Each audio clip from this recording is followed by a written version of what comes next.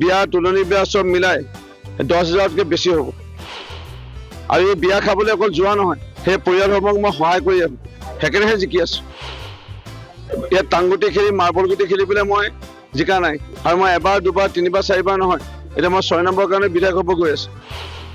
এতিয়ালৈকে 2,000তকৈ অধিক মৰিনী মানুহক মই খৰি দি পালোঁ। মই চুমা বাবাৰ প্ৰশ্ন একো উত্তৰ দিবলৈ নাই। মৰিনী ৰাইজে উত্তৰ দিলে 2021 চনৰ উপ নিৰ্বাচনত। এতিয়া 9 তাৰিখে প্ৰস্তুত মৰিনীবাসী ৰাইজে এই প্ৰশ্নটোৰ উত্তৰ দিবলৈ একদম ভালধৰণে পাব। মৰিনী সমষ্টিৰ ৰাইজক এতিয়ালৈকে 57 বাৰ ৰক্তদান কৰিলোঁ। অখিল গগৈ কেইবাৰ কৰিলে প্ৰশ্নটো সুধিবচোন, ইয়াৰ চাগে উত্তৰ তেখেতৰ ওচৰত নাই আৰু দিব নোৱাৰে। মৰিনী সমষ্টিৰ ৰাইজৰ কাৰণে ধুধুৱালিৰ কাৰণে প্ৰতিবাদ, অসম নাগালেণ্ডৰ সীমামূৰীয়া মৰিনী মোককচং পথৰ কাৰণে NSTত প্ৰতিবাদ, অসম চাহ নিগমৰ চাহ বাগান বন্ধ হৈ যোৱাৰ সময়ত প্ৰতিবাদ। তেওঁৰ নিচিনা দালালি প্ৰতিবাদটো মই কৰি পোৱা নাই। নদী বান্ধৰ কাৰণে প্ৰতিবাদ, কমিশ্যন ল'লে হৈ গ'ল, ৰাইজক লৈ গ'ল মাটি পটা দিয়াম বুলি, নিজে অৰ্কিড পাৰ্কত মাটি লৈ ল'লে। সেই দালালি প্ৰতিবাদটো মই কৰি পোৱা নাই। মই প্ৰতিবাদ কৰিছোঁ মোৰ মৰিনী সমষ্টিৰ ৰাইজৰ কাৰণে, আৰু মই প্ৰত্যেকবাৰ সাফল্য হৈছোঁ। ধুধুৱালিৰ কাৰণে কৰিলোঁ, ৰাস্তা আনিহে এৰিলোঁ। মৰিনী মোককচং ৰাস্তা আজি সকলোৱে জানে, NSTৰ ওচৰত কি ব্যৱস্থা আছিলে, প্ৰতিবাদ কৰিছিলোঁ, প্ৰতিবাদ কৰি ৰাস্তা আনিলোঁ। অসম চাহ নিগমৰ কাৰণে প্ৰতিবাদ কৰিলোঁ, চাহ বাগান খোলালোঁ। সেইকাৰণে ৰুপজ্যোতি কুৰ্মীৰ কথা মৰিনী ৰাইজে জানে, অসমৰ ৰাইজেও জানেই আৰু, কিন্তু মৰিনী ৰাইজে একদম ভালধৰণে ওচৰৰ পৰা পাইছে। অখিল গগৈয়ে কৈছে যে কিবা, অখিল গগৈ মানে চুমা বাবাৰ কথা কৈছোঁ, চুমা বাবাই কৈছে ৰুপজ্যোতি কুৰ্মীৰ বিষয়ে আবোল তাবোল কিবা বলকিবা আৰম্ভ কৰিছে।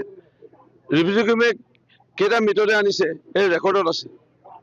আজি যদি পষ্টমৰ্টমৰ যদি ল'ৰাকেইটাক সোধেগৈ যে ৰুপজ্যোতি কুৰ্মী কেইবাৰ আহে ইয়াত, পষ্টমৰ্টমৰ কেইবাৰ আহিছিল, পষ্টমৰ্টমৰ ইয়াৰ পৰা মৃতদেহ নিজে দাঙি লৈ গৈছে, তাত হিচাপ আছে। এতিয়ালৈকে 2,000তকৈ অধিক মৰিনী মানুহক মই খৰি দি পালোঁ। মৰিনী চাগে বিয়া তুলনি বিয়া সব মিলাই 10,000তকৈ বেছি হ'ব। আৰু এই বিয়া খাবলৈ অকল যোৱা নহয়, সেই পৰিয়ালসমূহক মই সহায় কৰি আছো, সেইকাৰণেহে জিকি আছো। ইয়াত টাংগুটি খেলি মাৰ্বল গুটি খেলি পেলাই মই জিকা নাই।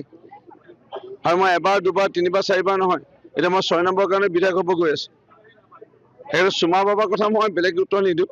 মৰিনী ৰাইজে ইয়াত উত্তৰ দিবলৈ প্ৰস্তুত। মই আৰু চুমা বাবাৰ বিষয়ে একো উত্তৰ দিব বিচৰা নাই। এইবাৰ যুঁজখন কেনে হ'ব বুলি ভাবে? সেয়াটিকে যিহেতু কংগ্ৰেছৰ লগত মিত্ৰতা হোৱাৰ পাছত কংগ্ৰেছৰ সকলো যথেষ্ট সক্ৰিয় হৈছে, যুঁজখন কেনে হ'ব বুলি ভাবে? আপুনি কোন কংগ্ৰেছৰ কথা কৈছে? কংগ্ৰেছ বহুত কংগ্ৰেছ আছে। ইয়াত তৃণমূল কংগ্ৰেছ আছে, তাৰপিছত কংগ্ৰেছ আৰ আছে, কংগ্ৰেছ আই আছে, কংগ্ৰেছটো বহুত আছে। যে কোন কংগ্ৰেছৰ কথা কৈছে? কংগ্ৰেছ আৰটোতো খতম, বৰ্তমান যোনটো চলি আছে। কংগ্ৰেছ আই যিসকল আছিল মোৰ লগতো যোগদান কৰি আছে, তেওঁলোকেতো ভিতৰকে মোকে সহায় কৰি আছে। বহুতে যোগদান কৰিয়ে দিলে, আৰু কালি পৰহিৰ পৰা আকৌ যোগদান চাবচোন। এই নিৰ্বাচনলৈকে কংগ্ৰেছ যিটো পকেট কংগ্ৰেছ ইয়াত নাইকিয়া হৈ যাব। কংগ্ৰেছ আৰটো কিন্তু থাকি যাব। কংগ্ৰেছ আৰ থাকিব, তাৰপৰা ইয়াত জইন কৰি দিলে আৰু জইন কৰিব গৈ আছে। থাকিল কথা ইয়াৰ ৰাইজৰ দলৰ বহুত ভাল ভাল প্ৰাৰ্থী আছে। সেই প্ৰাৰ্থীসকলক নিদিয়াৰ কাৰণে তেওঁলোকে ইতিমধ্যে আমাৰ লগত যোগদান কৰিলে, বা কেইজনে এতিয়া যোগদান কৰিবলৈ গৈ আছে। সেইকাৰণে বেলেগ ইমান চিন্তা কৰি থকা নাই, যুঁজৰ কথাটো ইয়াত নাহে আৰু মৰিনী সমষ্টিত।